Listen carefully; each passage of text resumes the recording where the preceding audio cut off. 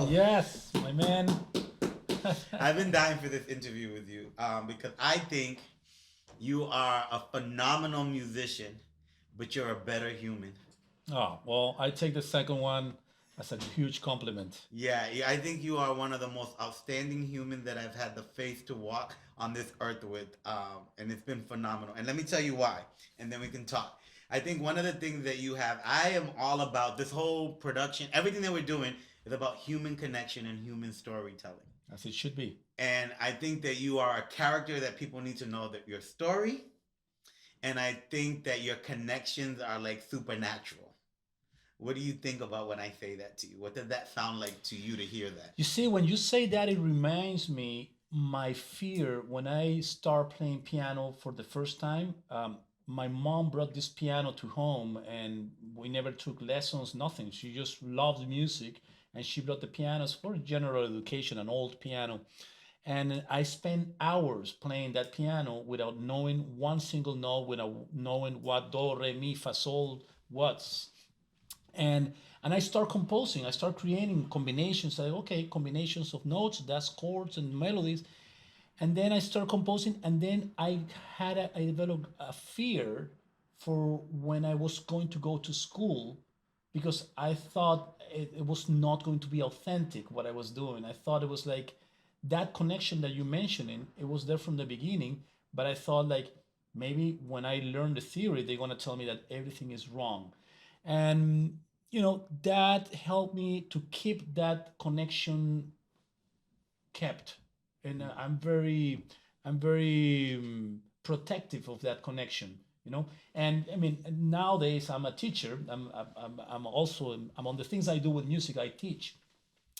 So I tell my students to always remember that connection when they're in school, when they're in finals going crazy, and it's like always remember the reason you decided to be a musician, because on the way maybe many things that ironically we the teachers and the institution try to get on you, maybe it's a risk to for you to lose that connection, right?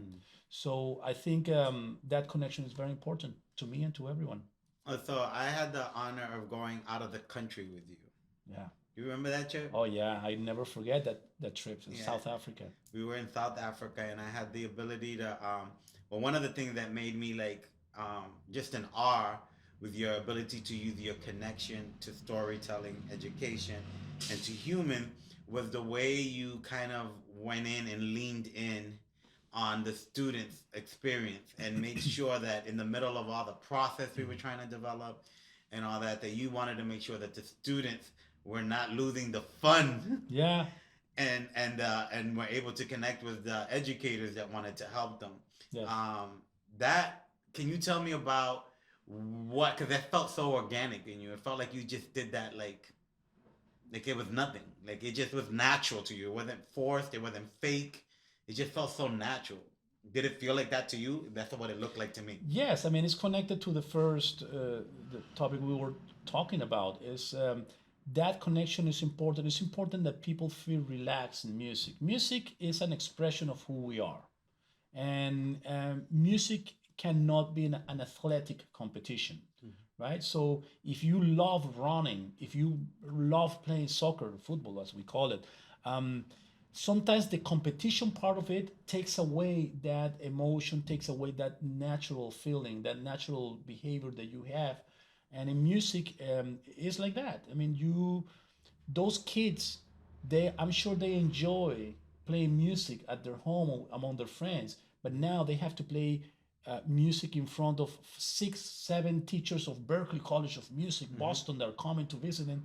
And I wanted to lose that thing. It's like you just sit with them and hang out, and it's like, listen, show me what you play at home, and oh, that's cool, really cool, so play some chords.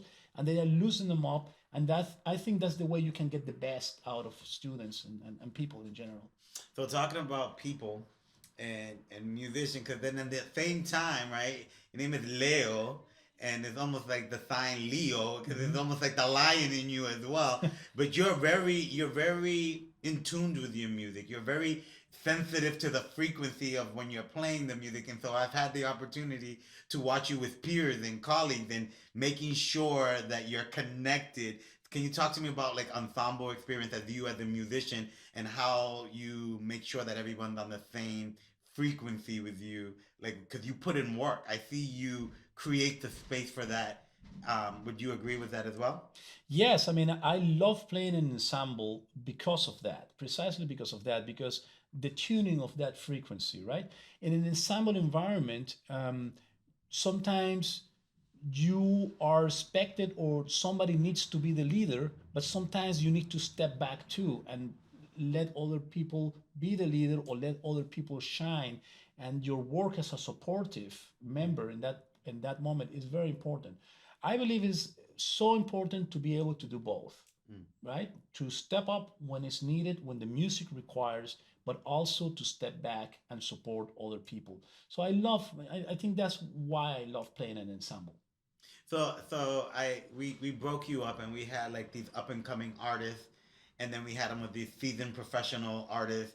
And you were the minute we talked about it, not only did you say, "Oh yeah, I would love to play whoever you want me to play with, or have an experience with them," and then you were like, "And I also would like for you to create a space. I'm down to just like shed. Like I love the creative process." Um, when you see that now and you look at music and you see society and you see where we are, what can be taken from the experience that you can do with music that can be in your everyday life with how you live with people and human in this type of climate? Like, what can be some of those shared experiences? Be authentic. Be authentic. I think that's what it requires in music. That's what it requires in life, and that's what it requires in society. I mean, we're in an election year now, and I feel like the election time in the United States is election time for the whole world because of the importance and the power of where we live, right, in the United States in this case, and that's where are the moments and the years every 4 years where I wish people are more authentic and people need to be more authentic. That's a little bit too much to ask for the politicians because their job is to sell, but we need to be in tune of our beliefs and what the world needs, what we need, and it's no different in music. So, in trying to use that example, I want to use my authentic self to tell you that it is beyond an honor to have you playing here, but it is beyond a privilege to be able to share a conversation with you, and I appreciate you. Oh man, I always have a great time Thank you. talking to you and talking with you and just hanging out. So thank you for the invitation. All right, my brother. Thank you.